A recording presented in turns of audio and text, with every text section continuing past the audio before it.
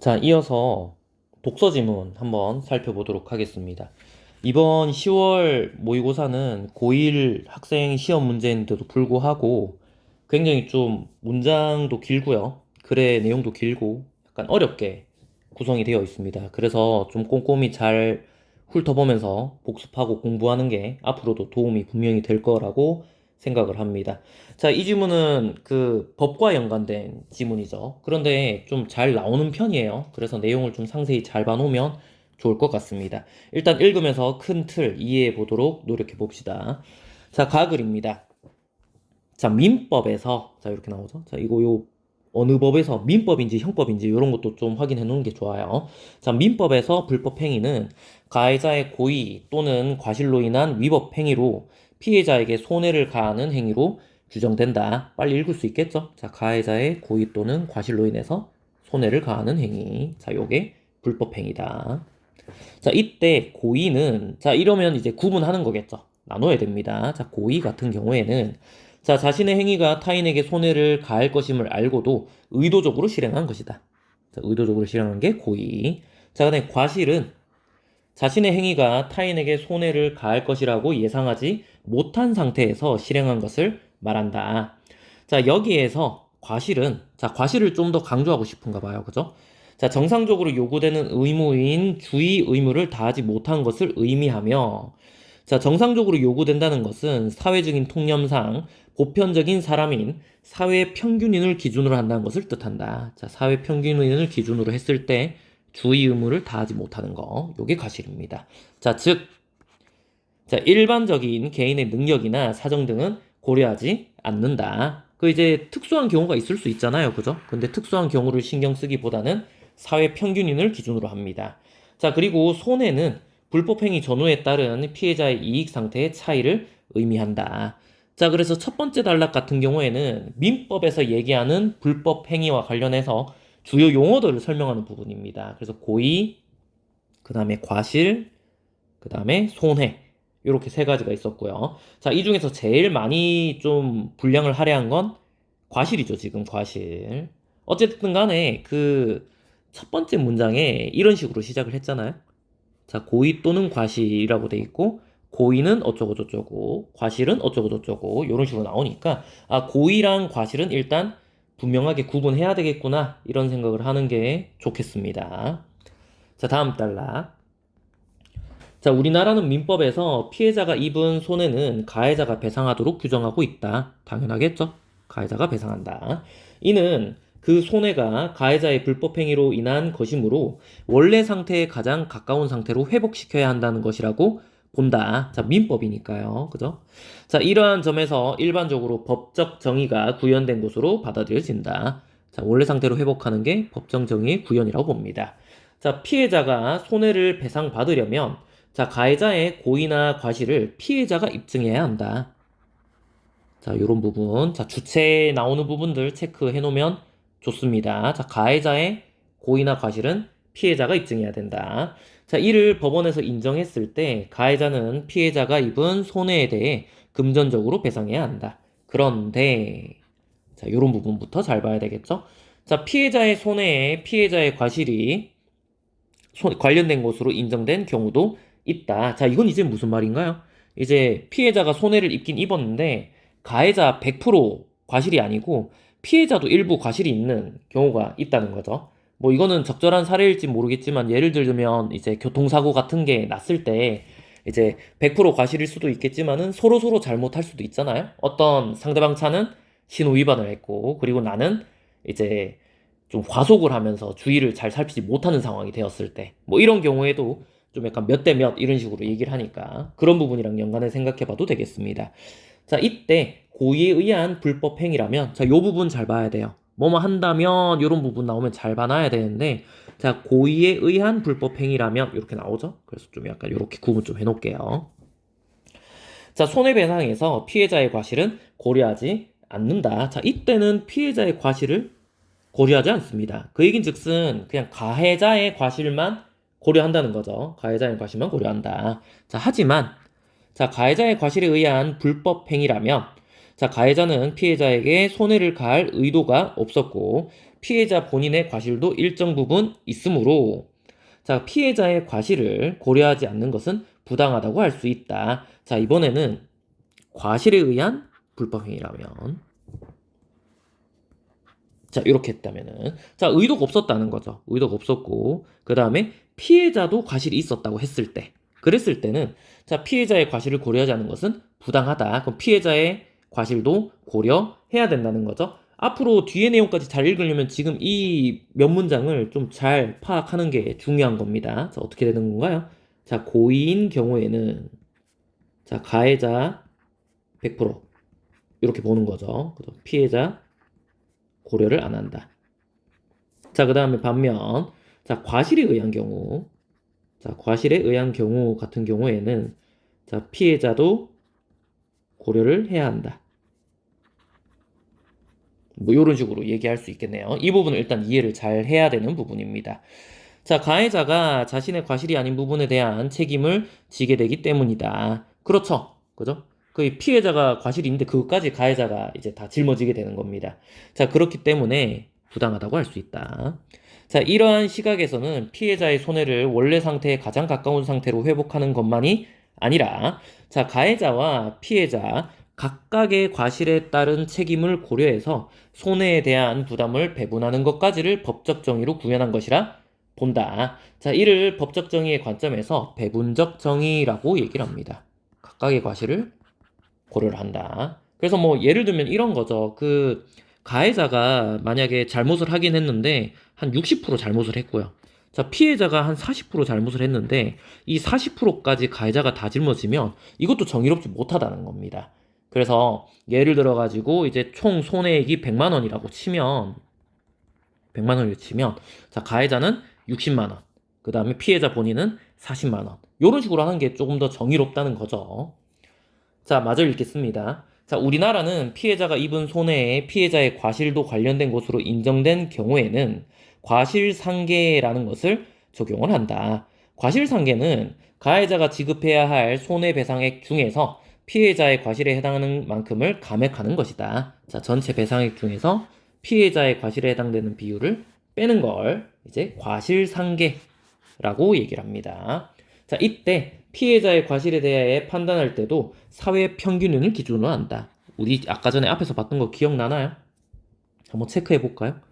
자, 여기 사회 평균을 기준으로 한다. 이 말 보이고요. 아까 첫 번째 단락이었나요? 자, 여기에도 보면 사회 평균을 기준으로 한다. 이렇게 되어 있는 거 보이죠? 그래서 기준을 동일하게 두는 모습도 보여줍니다. 자, 이는 과실상계를 공정하게 적용하기 위한 것이라고 볼 수 있다. 근데 이 부분 읽으면서 요 마지막 단락요. 이 뒷부분 읽으면서 기억을 해야 될 건 뭐냐면 아까 전에 여기 중요하다고 했던 부분이 있죠. 이 과실에 대한 내용이죠.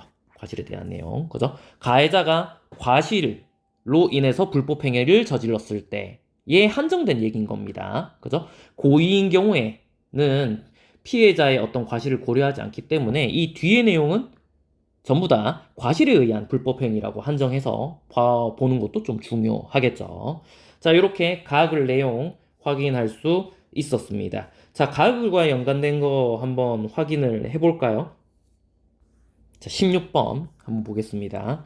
자, 가나에 대한 설명으로 적절한 것은 돼 있습니다. 그 둘 다 맞아야 되겠죠? 자, 1번에 자, 가는 우리나라의 불법행위와 관련된 법률 규정이 등장하게 된 배경을 밝히고 자, 발전해온 과정을 소개하고 있다. 지금 현재 그 법률이 어떤지를 얘기하고 있는 거지 뭐 발전해온 과정 이런 것들은 나오지 않았습니다. 틀렸다고 볼 수 있을 거고. 그 다음 2번에 자, 2번에는 지금 보면 자, 적용 사례를 열거한다라고 되어 있는데 요런 것도 지금 해당 사항이 없다고 볼 수 있겠죠. 자, 그 다음에 자, 3번, 4번은 나와 관련된 거고 자, 5번 한번 봐보세요. 자, 불법 행위와 관련된 법률 규정을 밝히고 규정이 적용되는 양상을 다루고 있다. 그래서 가글에서는 지금 과실상계라는 거에 초점을 맞춰서 설명하고 있는 게 보입니다. 그래서 요건 일단 남겨둘 수 있겠네요. 자, 그 다음에 자, 17번은 윗글과 전체적으로 연관된 거니까 일단 지나가 볼 수 있을 거고요. 자, 19번 한번 볼 수 있겠죠. 19번. 자, 19번 같은 경우에 기억의 이유로 가장 적절한 것은 되어져 있습니다. 기억의 내용이 뭐였었냐면 마지막 문장이었었는데 똑같이 해야 된다는 거죠. 그죠? 가해자의 과실이랑 그 다음에 이제 피해자의 과실이 있다면 피해자의 과실이랑 동등한 관점으로 봐야 된다는 겁니다. 그래서 이 과실 비율을 정하고요. 요걸 가지고 비율을 정하고 그 다음에 이거 가지고 금액을 산정하는 것이 정의로운 배분적 정의에 해당하지 않냐 뭐 그런 내용이었었거든요. 자, 적절한 거 골라야 됩니다. 맞는 거 골라야 되는데 자, 1번 같은 경우에는 자, 동일하게 하는 건 아니죠, 지금. 그죠? 과실 비율을 따져봐야 됩니다. 자, 그 다음에 2번. 자, 과실상계 여부를 판단할 때, 자, 가해자와 피해자의 과실 비율이 동일해야 하기 때문이다. 자, 동일해야 되는 거 아니죠, 지금? 과실 내용이 어떤지 따져보고 비율이 정해지는 겁니다. 자, 그 다음에 3번. 과실상계는 피해자가 이미 지급받은 손해배상액의 액수를 고려하여 적용된다. 이미 지급받은 손해배상액이 기준인 건 아닙니다. 과실 비율에 따라서 금액이 정해진다. 이게 초점이에요. 자, 그 다음에 4번. 과실상계를 적용할 때 동일한 기준으로 가해자와 피해자의 과실에 대해 판단하기 때문이다. 동일한 기준이라고 나왔었던 거, 아까 체크했던 거 기억납니까? 뭐였었죠? 자, 여기 보면 사회평균을 기준으로 한다. 사회평균을 기준으로 한다. 이런 부분들이 눈에 아까 보였으면 될 것 같습니다. 자, 그래서 4번이 지금 정답이 되겠고요. 그 다음에 5번. 전체 손해배상액이 증액되는 건 아니죠. 그죠? 그래서 아까 예를 들었을 때, 피해액이 100만 원이다. 그러면 이제 피해자랑 가해자가 있을 때, 자, 피해자가 과실이 10%고, 가해자가 이제 과실 비율이 90%면 90만원, 10만원 이렇게 되는 거니까 전체액 100만원이 달라지는 건 아니잖아요. 늘거나 줄지는 않습니다. 자, 이제 이어서 나악을 한번 읽어보도록 하겠습니다. 자, 낙을 봅시다. 자, 불법 행위가 여러 명의 가해자에 의해 발생한 경우는 공동 불법 행위라고 규정한다. 자, 앞에 가글에서 나오지 않았었던 여러 명의 가해자 뭐 이런 게 보이네요. 공동 불법 행위. 자, 공동 불법 행위가 가해자들의 고의 없이 과실만에 의해 발생했고, 자, 두 글의 연관성을 알겠죠? 고의, 과실 이 말이 계속 반복해서 나옵니다. 자, 과실만에 의해 발생했다. 자, 그 다음에 그 손해에 피해자의 과실도 있다 라고 인정될 때는 가해자들이 부담해야 할 손해배상액에서 피해자의 과실에 해당하는 만큼을 감액할 수가 있다. 자, 이 부분 보면서 생각나는 거 뭐 없나요? 아까 가글에서 봤었던 뭐가 생각나야 되죠? 그렇죠. 과실, 상계. 요 말이 생각이 나야 될 것 같습니다. 그런데 공동불법 행위는 가해자 각각의 과실이 피해자가 입은 손해에 미친 영향이 서로 다를 수가 있다. 그렇죠. 피해자가 이제 가해자가 한 명인 경우에는 이제 그걸 따지기가 쉬울 건데, 가해자가 여러 명일 수 있잖아요. 그리고 그 가해자가 서로 역할과 비중이 다를 수가 있을 겁니다. 그럼 약간 계산이 복잡해질 수 있다는 거죠. 자, 이때 피해자의 손해를 가해자가 부담하는 방식이 다양하게 적용될 수 있다. 이게 지금 이 글의 주요 화제겠죠. 그죠? 피해자의 손해를 가해자가 부담하는 방식. 근데 여기는 이 가해자가 여러 명일 때. 요게 지금 이 글의 핵심 화제라고 볼 수 있을 겁니다. 자, 우리나라는 원칙적으로 공동 불법 행위로 인해 피해자가 입은 손해는 가해자들이 연대하여 배상해야 한다라는 민법 규정을 적용을 합니다. 자, 연대해서 배상해야 한다. 민법. 자, 여기서 연대하여 배상한다는 것은 손해배상액 전체를 가해자들이 함께 책임지는 방식을 의미합니다. 자, 모두가 함께 책임진다.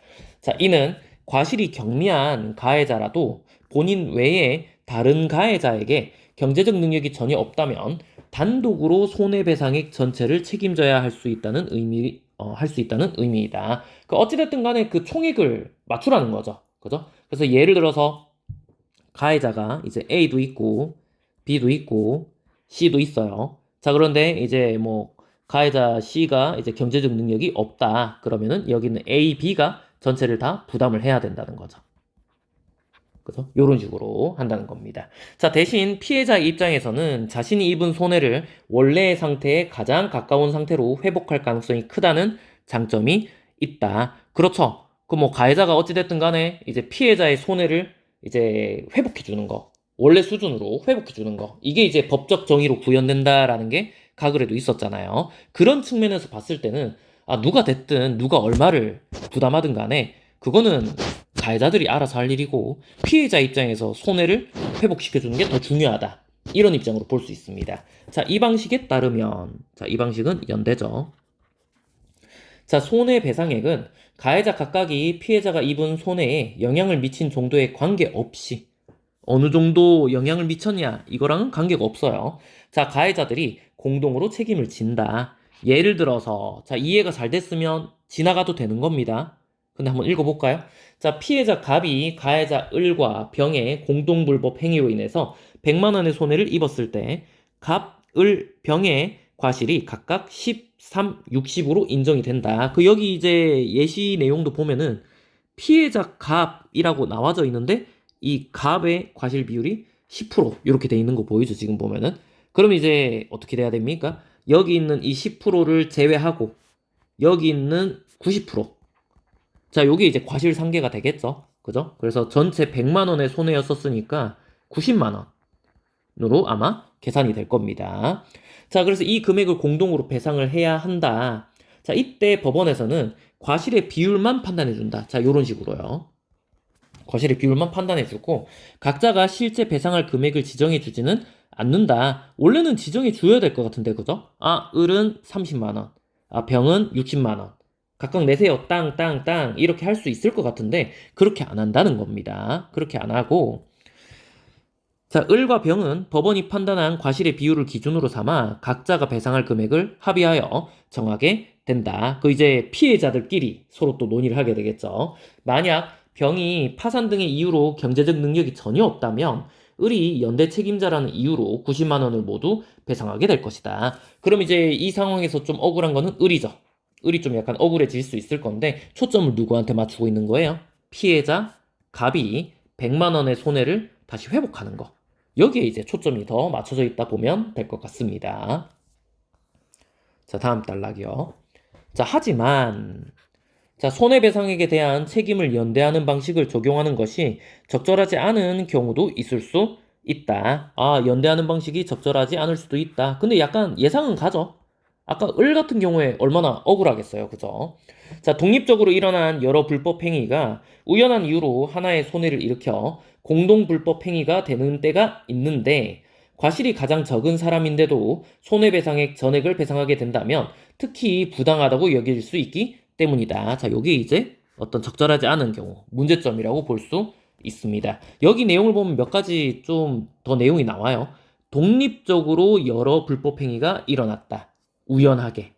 그랬을 때도 불구하고 연대를 한다면은 조금 부당한 경우가 생길 수 있다는 거죠. 그 비율 자체가 뭐 이제 아까 위에서 봤던 것처럼 뭐 30%, 60%이 정도도 아니고 뭐 2%, 뭐 88%뭐 이런 식으로 되는 경우가 있을 수도 있잖아요. 자, 우리나라는 자신이 부담해야 할 손해배상액보다 더 많은 금액을 실제로 배상한 경우에 초과 부담한 만큼의 금액을 다른 가해자들에게 청구할 수 있는 권리를 인정하고 있다. 자, 이게 무슨 뜻입니까? 청구를 할 수 있다. 많이 부담했을 때요. 아까 을의 입장에서 생각을 해볼게요. 자, 을의 입장에서 을이 부담해야 될 손해배상액은 100만 원에서 30%였으니까 원래는 30만 원을 배상하면 됩니다. 맞죠? 자, 그런데 만약에 이제 병이 어떤 경제 능력이 없어요. 파산한 상태예요. 그런 경우에는 병이 배상해야 될 60만 원까지 다 합쳐서 90만 원을 배상하게 되겠죠? 자, 이렇게 되었을 때 초과 부담한 만큼의 금액은 얼마인가요? 60만 원이죠. 자, 이거를 다른 가해자들에게 청구할 수 있는 권리를 인정할 수 있다. 병 또는 뭐 이제 병의 보험사, 뭐 병의 가족 이런 식으로 청구를 할 수는 있을 겁니다. 자, 하지만 자, 청구를 받은 가해자가 경제적 능력이 전혀 없으면 청구한 금액을 돌려받기 어려울 수 있다. 이제 뭐 말 맞다나 이제 배째라 식으로 나오면 돌려받기 힘들 수도 있다는 거죠. 자, 마지막 단락입니다. 이를 고려해 판례에서는 예외적으로 연대 배상 방식이 아닌 가해자가 자신의 과실만큼만 개별적으로 배상하게 하는 방식을 취하기도 한다. 자, 개별적으로 배상하게 하는.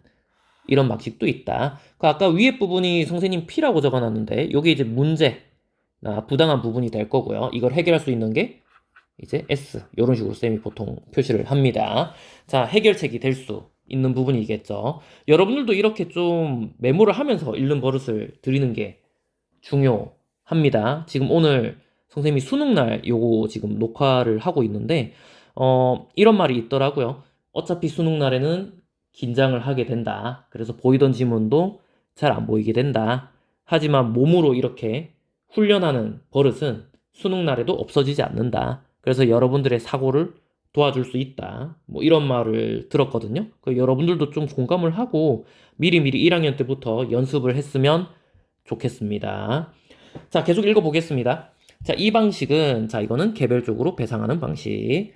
자, 가해자들 사이에 공모행위가 없다는 것을 전제로, 자, 이제 조건이 좀 있죠, 보면?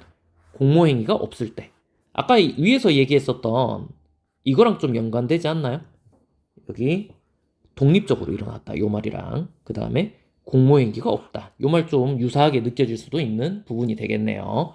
자, 공모행위가 없다는 것을 전제로 했을 때, 자, 손해배상액이 거액이고 가해자 각각의 과실이 손해에 끼친 영향의 차이를 비교적 명확하게 비교할 수 있는 경우에, 그러니까 이제 그 비교적 명확하게 안 나뉘면 또 애매하겠지만 딱 나뉘고 서로 공모한 것도 아니고 독립적이라면은 개별적으로 배상할 수 있다는 거죠. 자, 이 방식에 따르면 법원이 피해자의 과실과 가해자 각자의 과실을 개별적으로 비교해 가해자가 실제 배상할 금액을 지정을 한다. 자, 이 경우에는 자, 지정이 줍니다. 누가요? 법원이요. 그죠? 아까 위에서는 어땠었나요? 비교해 볼 수 있을까요? 아까 위에서는 자, 이런 말이 있었던 거 기억나죠? 과실의 비율만 판단하고 배상할 금액을 지정해 주지 않는다. 이렇게 적혀져 있었다면요. 이게 연대 방식이었었죠. 자, 반면에 개별 방식 같은 경우에는 자, 비율만 정하는 게 아니고요. 실제 배상할 금액을 지정한다. 개별적으로 비교해서요. 자, 이제 예를 들어 하면서 나오는데 이 뒤의 내용은 크게 읽어볼 필요는 없을 것 같습니다. 자, 마지막 문장. 마지막 두 문장 한번 봐볼게요. 자, 이 방식을 따르는 경우. 자, 개별 방식이죠. 자, 피해자 입장에서는 가해자 각자에게 손해배상을 청구해야 한다는 어려움이 존재한다. 그래서, 누구는 수월하게 주고요.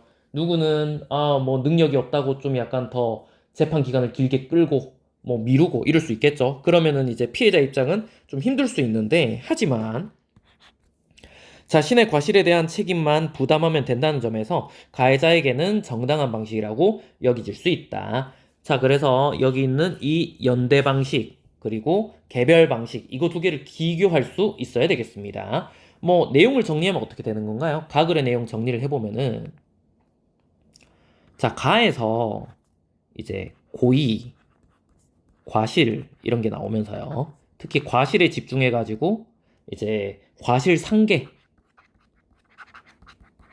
라는 걸 얘기했고, 자, 이 부분과 연관해서 나글에서는 또 다른 얘기를 좀 더 깊이 있게 하는 거죠. 그죠? 나글에서는 자, 가해자가 여럿일 때 어떻게 하냐 이 얘기를 하고 있어요. 그래서 가해자가 여럿일 때는 방식이 두 가지가 있다. 두 가지가 있어서 첫 번째는 연대 방식이고 그 다음에 두 번째는 개별 방식이다. 자, 연대 방식 같은 경우에는 누구를 좀 더 위하는 겁니까? 피해자가 좀 더 이제 수월해지는 거죠. 그 피해자 입장에서 좀 이렇게 손해 회복을 좀 수월하게 할 수 있는 그런 방식이라 볼 수 있을 겁니다. 그 피해자가 좀 웃을 수 있는 방식이 되겠고, 자, 개별 방식 같은 경우에는 각 가해자가 이제 배상할 금액을 법원이 지정을 해주는 거죠. 그래서 가해자 쪽에서 좀 뭐라 그래야 될까요? 좀 자기 잘못에 대한 배상만 딱 할 수 있게 조치를 취해준다는 점에서 가해자가 좀 좋아할 만한 그런 방식이라 할 수 있을 것 같습니다. 자, 나머지 내용들 한번 살펴보도록 하겠습니다. 문제. 자, 16번 한번 살펴볼게요. 자, 3번에 나는 불법 행위에 영향을 끼치는 원인을 분류하고 각 원인에 대한 해결 방안을 모색하고 있다. 자, 불법 행위에 영향을 끼치는 원인 뭐 이런 거는 지금 딱히 나오는 게 없죠. 그리고 뭐 이 각각의 원인에 대한 해결 방안 이런 것들도 안 나옵니다. 자, 그 다음에 4번. 4번 같은 경우에는 대번 좀 눈에 보이는 게 다양한 학자들의 법률적 이론 이렇게 돼 있는데 뭐 사람 이름 안 나오죠, 지금 보면은. 그 볼 때 지금 이 지문엔 해당 사항이 없지만은 학자 이름이 나오면 좀 따로 표시를 좀 해놓는 게 좋습니다. 그 이제 별표 이런 식으로 표시해 놓으면 좋은데 없습니다. 자, 그래서 정답은 5번이라고 할 수 있겠죠. 자, 적용되는 양상, 규정, 나에서 나온 건 뭐였었나요? 자, 두 가지 방식 생각하면 되겠죠. 연대 방식이 있었고 그 다음에 이제 개별 방식 두 가지가 있었잖아요. 자, 그 다음 17번 한번 보겠습니다. 자, 윗글의 내용과 일치하지 않는 것, 틀린 것을 고르라고 되어져 있습니다. 어디쯤에 있었는지 좀 생각을 할 수 있어야 되겠습니다. 1번에 자, 불법행위 전후에 따른 피해자의 이익 상태의 차이를 손해라고 한다라고 되어져 있죠. 자, 이거는 그 지문에서 첫 번째 문단 마지막 줄에 보면 거의 그대로 적혀져 있습니다. 확인할 수 있는 부분이고요. 자, 그다음 2번. 자, 2번도 가글에서 확인할 수 있는 부분인데, 자, 가해자의 고의나 과실을 입증하는 책임은 법원이 지는 게 아니었었죠. 법원이 아니고 누가 집니까? 피해자가 입증을 해야 되죠.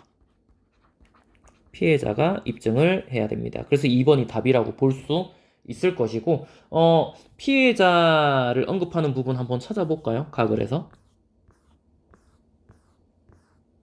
자, 아까 전에 체크했었죠. 그죠? 피해자가 입증해야 된다. 문학이든 독서든 누가 하는지는 좀 체크를 잘해야 됩니다. 그죠? 뭐 시나 소설도 마찬가지고요. 여기는 독서 지문도 마찬가지고요. 어떤 행위나 어떤 행동들을 했을 때 그 주체가 누군지는 반드시 확인을 잘 하는 게 중요합니다. 자, 그 다음에 17번에 3번. 자, 민법에 따르면 가해자는 피해자가 입은 손해를 금전적으로 배상을 해야 된다. 그랬었죠? 뭐 크게 뭐 어려운 내용은 없는 것 같습니다. 자, 그 다음에 4번. 공동 불법 행위 중에는 독립적으로 일어난 여러 불법 행위가 우연한 이유로 하나의 손해를 일으켜 발생하는 경우가 있다. 자, 나글이 있었었죠? 나글이 나와 있었고. 자, 그 다음에 5번. 자, 공동불법 행위에서 가해자가 부담해야 할 금액을 초과해 배상했을 때 초과한 금액을 다른 가해자에게 청구할 수 있는 경우가 있다. 자, 요것도 나글에서 그대로 확인할 수 있는 선지였습니다. 자, 지나가고요. 18번 문제 한번 보도록 하겠습니다. 자, 배분적 정의의 관점에서 연대 방식 그리고 개별 방식을 평가한 것으로 적절한 것은 돼 있습니다.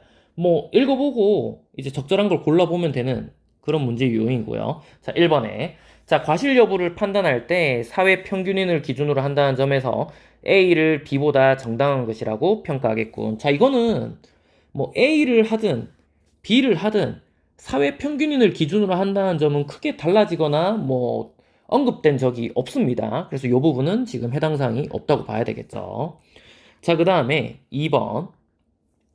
피해자의 과실이 있는 경우에, 자, 이럴 때 이제 과실상계 해야 될 텐데, 자, 가해자가 피해자의 손해를 예상했다면, 피해자와 책임을 나눈다는 점에서 A를 B보다 정당한 것이라고 판단하겠군. 자, 이것도 마찬가지예요. 지금 여기 앞에 있는 내용은 과실상계에 대한 것인데,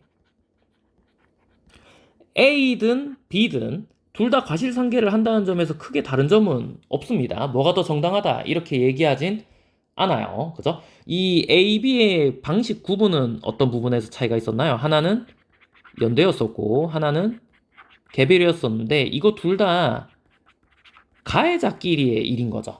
그죠? 가해자끼리의 일인 거지. 그 피해자의 어떤 과실 비율이 있을 때 그걸 반영한다라는 점은 크게 다른 점이 없습니다. 그래서 이것도 이제 지나갈 수 있어야 되겠고요. 자, 3번.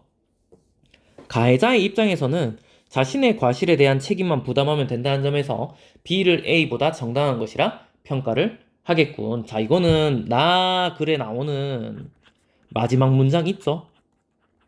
한번 비교를 해보세요. 마지막 문장과 거의 동일하게 적혀져 있습니다. 그 가해자 입장에서는 단서 다루는 거 보이죠?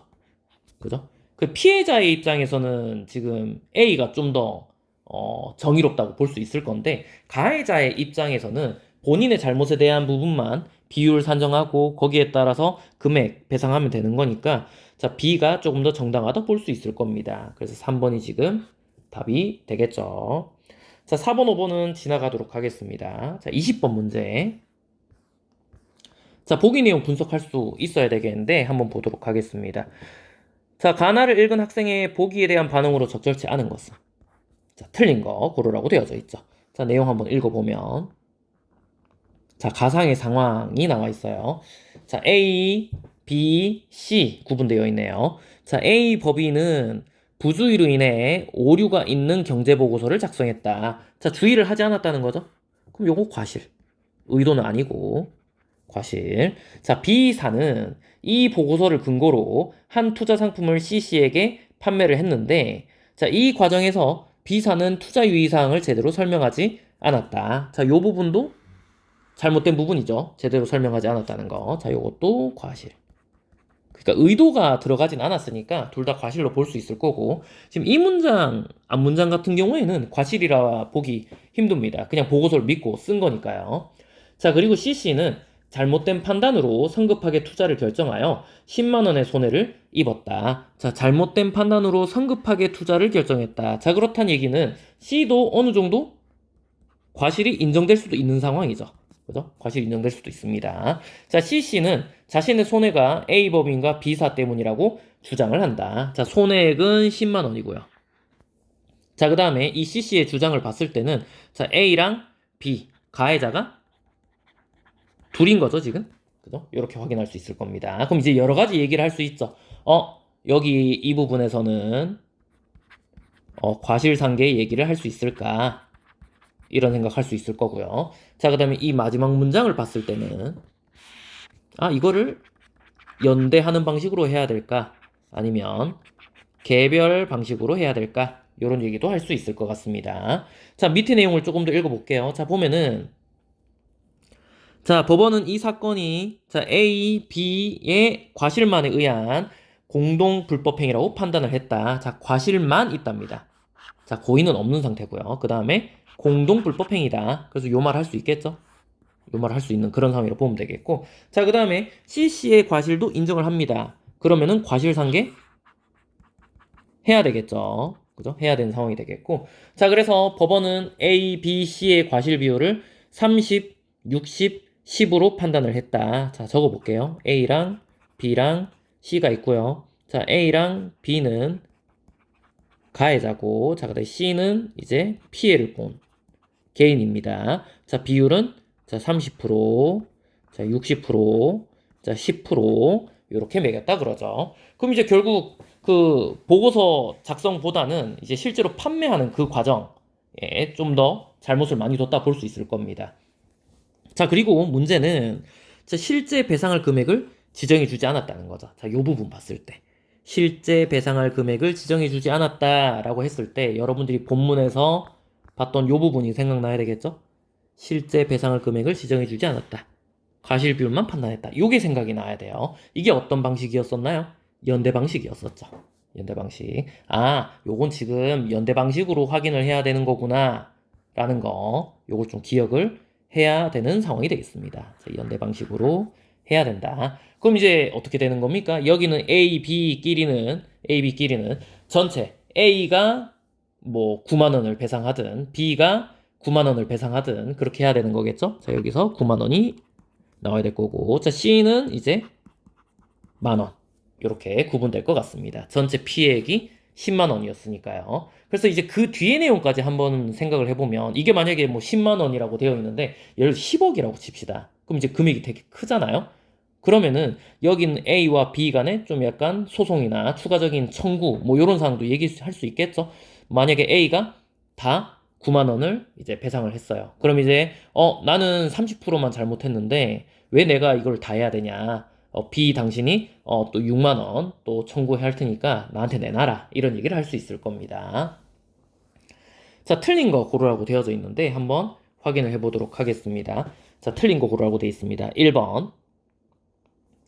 자, A법인의 고의가 없다고 판결한 것은 A법인의 부주의는 C씨에게 손해를 가할 것임은 의도한 것이 아니다 라고 판단했으니까 고의가 없다. 다른 말로 하면 과실이다. 이렇게 봤다는 거죠. 자, 지나갑니다.